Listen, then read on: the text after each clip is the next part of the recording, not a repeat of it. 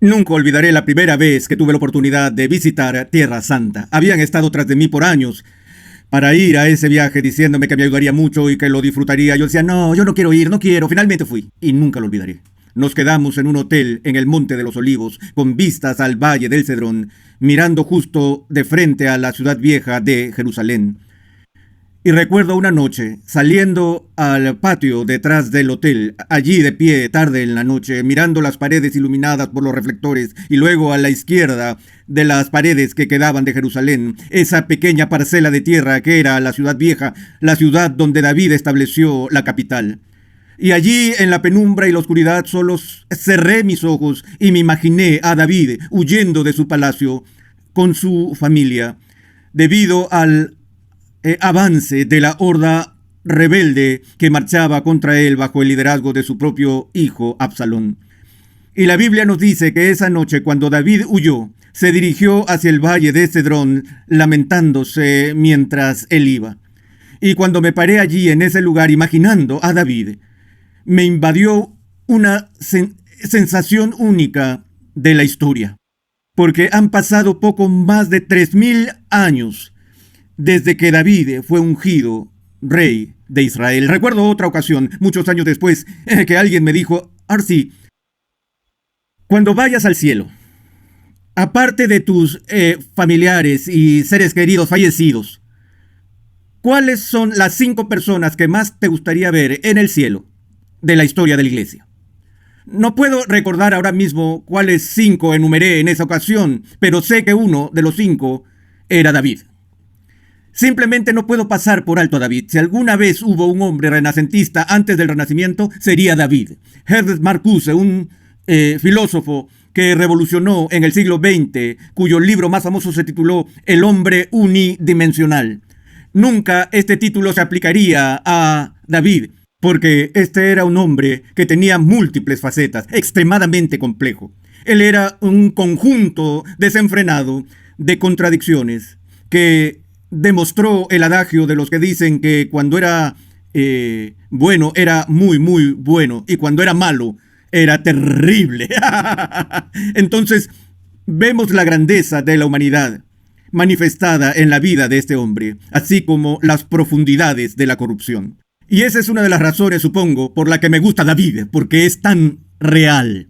Recuerdo que Kierkegaard una vez hizo la observación, mi queja no es que mi edad sea mala, sino que es insignificante, que carece de pasión. Él dijo, cada vez que me deprimo, dijo, vuelvo a las páginas del Antiguo Testamento, porque cuando leo la Biblia, allí, dijo, encuentro gente que miente, que mata, que engaña, que roba y comete adulterio. Él dijo, en una palabra, se trata de gente con pasiones igual que nosotros, no santos de papel o héroes de cartón. Y precisamente así era David. Nos quedamos la última vez con la aparición de la monarquía y el primer rey, que fue Saúl, y vimos cómo Saúl empezó con un ascenso meteórico de esplendor, pero pronto degeneró en corrupción de todo tipo, donde no solo fue invadido por la locura, por los celos y por la rabia contra David, sino que recurrió a la consulta de hechiceros, visitando a la divina de Endor y cosas así.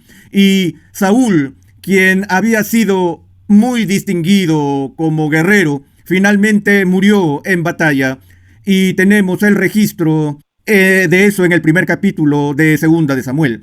Y leemos del mensaje que le traen a David, que este hombre que había tratado de matarlo una y otra vez, había sido herido en batalla.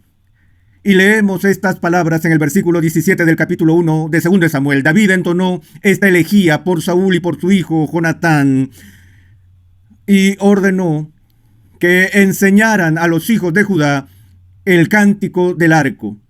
He aquí está escrito en el libro de Jaser. Tu hermosura, oh Israel, ha perecido sobre tus montes, como han caído los valientes. No lo anunciéis en Gad, no lo proclaméis en las calles de Ascalón, para que no se regocijen las hijas de los filisteos, para que no se alegren las hijas de los incircuncisos. Oh montes de Gilboa, no haya sobre vosotros rocío, ni lluvia, ni campos de ofrendas, porque allí fue deshonrado el escudo de los valientes, el escudo de Saúl, no ungido con aceite. De la sangre de los muertos, de la grosura de los poderosos, el arco de Jonatán no volvía atrás, y la espada de Saúl no volvía vacía. Saúl y Jonatán, amados y amables en su vida y en su muerte, no fueron separados. Más ligeros eran que las águilas, más fuertes que los leones. Oh, cómo han caído los valientes y perecido las armas de guerra. Esto de un hombre que lo había perseguido sin descanso, que lo había tratado de matar. Incluso David, quien había tenido más de una oportunidad para matar a Saúl, se negó a poner su mano sobre él, porque Saúl era el rey y Saúl era el ungido del Señor. Ahora David escribe una elegía por la muerte del rey. Bueno, como dije, la historia de David es una historia llena de contradicciones y complejidades. David era muchas cosas. En primer lugar, era un niño prodigio. Siempre me han fascinado las historias de los grandes músicos como Mozart y otros que a una edad muy temprana alcanzaron niveles de logro tan notables en su campo y en su arte. Pero David era solo un muchacho que había cuidado de las ovejas de su padre en los campos y las había defendido de leones y de osos. Cuando lo vemos aparecer en la escena donde el pueblo de Israel ha sido acorralado por el campeón de los filisteos, Goliat. Los ejércitos de Israel acampaban a un lado de un barranco y los ejércitos de los filisteos al otro, y cada día de la semana, semana tras semana, el campeón de los filisteos llegaba al valle y este gigante Goliat desafiaba a los ejércitos de Israel a que enviaran un campeón para que pudieran resolver su conflicto en un combate de hombre a hombre. Pero no se encontró a nadie en todos los ejércitos de Israel que asumiera el desafío. Y el rey se sentó en su tienda y tembló,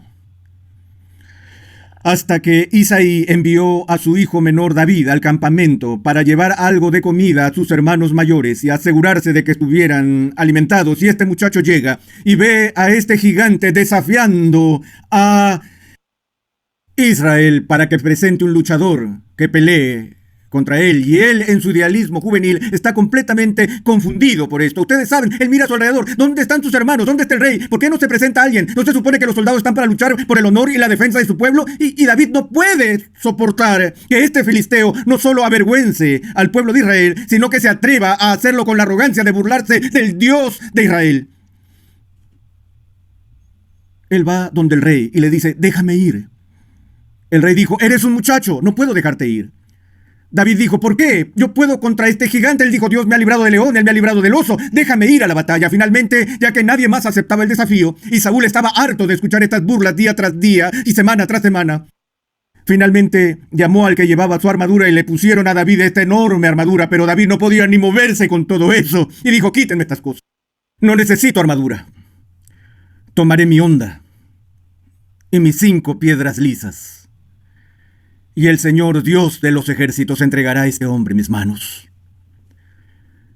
Y David caminó hacia el valle de la muerte, solo, como un joven. No un joven contra un hombre, sino un joven contra un gigante. Y cuando Goliat vio que venía este muchacho, se enfureció. Él se sintió insultado y dijo: ¿qué? ¿Me tratas como un perro? David dijo: vengo en el nombre del Señor Dios de Israel, con la onda. Y la piedra golpeó al gigante en su sien y el gigante cayó muerto. Y en ese momento David corrió hasta allá y tomó la espada de Goliat y le cortó la cabeza y la sostuvo en alto la cabeza de Goliat.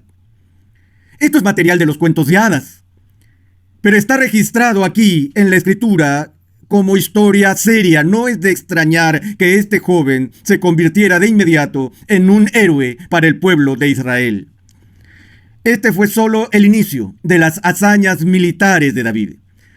Podríamos discutir sobre quién fue el guerrero más grande en la historia del Antiguo Testamento. Algunos podrían votar por Josué, pero ciertamente en términos de leyendas militares y hazañas, nunca nadie superó a David. Él fue el Napoleón Bonaparte, Julio César, Aníbal de Cartago, Alejandro Magno, todos ellos en un solo guerrero de su época. De hecho, si algo nos muestra la imagen de los primeros días de David, es a un hombre que a veces llega a ser casi un bárbaro. A veces no se parece tanto a un general respetado como Julio César, se parece más a Atila el Huno, un bárbaro. cuando se encuentra con esta banda itinerante de merodeadores cerca del Mar Muerto y en Ziklag, y cómo se enfrenta a ellos. Es como un Robin Hood. Él mismo es un fugitivo de la ira de Saúl y tiene a su alrededor un puñado de soldados improvisados y se convierte en un guerrillero merodeador que saquea y asalta, sanguinario, cruel, despiadado. Si leemos solo esta porción de la vida de David, uno se pregunta cómo la Biblia podría afirmar que este era un hombre conforme al corazón de Dios. Sin embargo, además de ser un guerrero y un bandido, descubrimos que también era un hombre extremadamente sensible, que tenía el espíritu y el corazón de un poeta y de un músico. David tendría que ser el poeta con laureles de Israel. Y el fruto de su producción literaria llega hasta nosotros en los Salmos. No hay literatura en toda la Sagrada Escritura que revele una sensibilidad más profunda que nos permita ver con claridad el alma de un hombre de Dios que suspira por Dios como el ciervo anhela las corrientes de agua, como vemos en los poemas de David. Y no solo tenía este don literario de la creatividad, sino que se distingue como un músico. De hecho, es tan competente como músico que este es el único lugar donde fue recibido en el palacio por el trastornado rey Saúl. Porque cuando Saúl tenía sus ataques de depresión, melancolía y delirio, enviaría por David, y David vendría a tocar su lira, y mientras tocaba, la música era tan hermosa que tranquilizaba al demonio enfurecido dentro de Saúl. David compuso canciones para la música de la vida religiosa de su época. Pero además de ser un prodigio, un guerrero, un bandido, un poeta y un músico, quizás David es más recordado por ser el rey. De hecho, el símbolo supremo de la realeza en el Antiguo Testamento, y qué rey que era él. A pesar de que su ascenso al trono fue a través de una ruta tortuosa y hubo una fuerte resistencia por parte de las personas que seguían a Saúl y que buscaban que el reinado de Saúl fuese una dinastía a través de la herencia biológica. Sin embargo, Dios había hablado a través de la obra de la unción de Samuel, que Samuel había ungido a David como rey, de modo que David era la elección de Dios para ser rey en Israel. Y finalmente, cuando pudo acabar con la guerra civil y llevar al pueblo a la unidad, su monarquía empezó a prosperar. Recuerdo que cuando estaba haciendo un doctorado en Holanda en los años 60 y vivía a las afueras de Ámsterdam e iba a la escuela en la ciudad allí, a los holandeses les gustaba hablar sobre el siglo XVII. Quiero decir que parecía que nunca dejaban de hablar del siglo XVII. Y tenían a todos los guías turísticos de la casa de Rembrandt y contaban las historias de la magnífica producción de arte que salió de ese pequeño país. En un breve periodo de tiempo en el siglo XVII, este pequeño país, que siempre era amenazado con ser cubierto por el mar, gobernó el mundo con comercio y con la fuerza del transporte marítimo. Por eso los holandeses llaman a ese periodo su Edad de Oro. Hubo una edad de oro en Grecia, una edad de oro en Roma, una edad de oro en Holanda, pero también hubo una edad de oro en esta pequeñísima nación que era una franja de tierra uniendo los 3 continentes en el Medio Oriente. La edad de oro en Israel fue durante la monarquía davídica. Pues David, cuando llegó al poder, conquistó todas las naciones alrededor de Israel que amenazaban su seguridad. Él extendió las fronteras por primera vez desde Dan hasta Beerseba. Instituyó el periodo de mayor prosperidad en su historia, y no solo fue un rey fuerte y un rey benévolo, sino que fue un administrador extremadamente capaz, lo cual es muy inusual cuando tienes a estos luchadores poéticos y carismáticos. Era un diplomático maestro.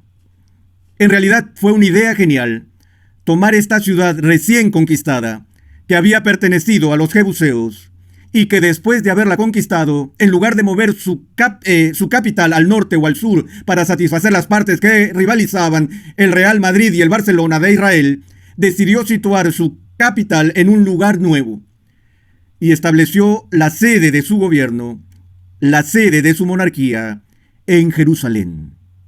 Jerusalén. Jerusalén, la ciudad de la paz, así la llamó. Había sido llamada la ciudad de pan, y ahora esta ciudad se convierte en el símbolo de la presencia de Dios. En esta ciudad que se establecerá el templo. Es en esta ciudad a la que el Redentor vendrá y será crucificado. Este es el monte de Sión. Esta es la ciudad que los judíos todavía dicen todo el tiempo el otro año en Jerusalén. Esta es la ciudad que es el pedazo de tierra más disputado en el mundo de hoy. Y llegó a tal lugar prominente bajo la monarquía de David. Me refiero a que él sería famoso en la historia secular por sus logros como rey en el mundo antiguo, incluso si no fuera tan importante en las escrituras. Pero creo que quizás lo que más recordamos de David fueron sus extraordinarias hazañas como pecador. Lo que sea que David hizo, lo hizo a lo grande. Él no bromeaba cuando se involucró con esta mujer, Betsabé. Se enamoró locamente. Fue cegado por su deseo, rebajándose no solo al adulterio, sino que rebasa los límites y usa su poder del rey para colocar a uno de sus fieles soldados en el frente de batalla para asegurarse que quede expuesto al fuego enemigo y lo maten. Eso es lo que hace con el marido de Betsabé. Y toma a Betsabé para sí mismo y la embaraza. Pero Dios envió a David el profeta Natán. Y Natán le contó una parábola inolvidable. Él le dijo a David, había un hombre que en el reino era leal al rey. Era pobre y desamparado, pero tenía una oveja pequeña, una corderita que era una oveja hembra. Y él amaba a esta oveja. Permitió que la oveja viviera en su casa y comiera de su mesa. Su vida estaba dedicada a esta pequeña oveja. Y había otro agricultor en la tierra que tenía enormes rebaños de ovejas. Y vio la belleza de esta pequeña corderita que pertenecía al hombre pobre. Y en su arrogancia él entró y robó la pequeña corderita del hombre pobre. Cuando David escuchó esa historia dijo, no en mi reino. Encuentra quién es ese hombre. Y añadió, y haré caer toda la ira de mi reino sobre él y se hará justicia al respecto. En ese momento Natán pronuncia la declaración inmortal, tú eres ese hombre. Verás que la caída de David fue más violenta que la caída de Goliat, porque la suya era una caída espiritual. En muchos sentidos parecía que él estaba a punto de repetir la degeneración y corrupción que había manifestado el reinado de su predecesor Saúl, pero la gran diferencia entre Saúl y David se encuentra en el arrepentimiento de David. David se convierte en el Antiguo Testamento en el modelo supremo del despertar piadoso a la propia bancarrota espiritual y moral y la absoluta necesidad de confiar en la gracia de Dios y nada más para la salvación. En esta ocasión, la profundidad del arrepentimiento de David se manifiesta en el Salmo 51. Cada estudiante del Antiguo Testamento debe leer el Salmo 51 con mucho cuidado para tener una idea de lo que realmente significa estar desnudo ante un Dios santo y justo, y confiar en su misericordia y solo en su misericordia. Por eso, en ese sentido, David era un hombre conforme al corazón de Dios.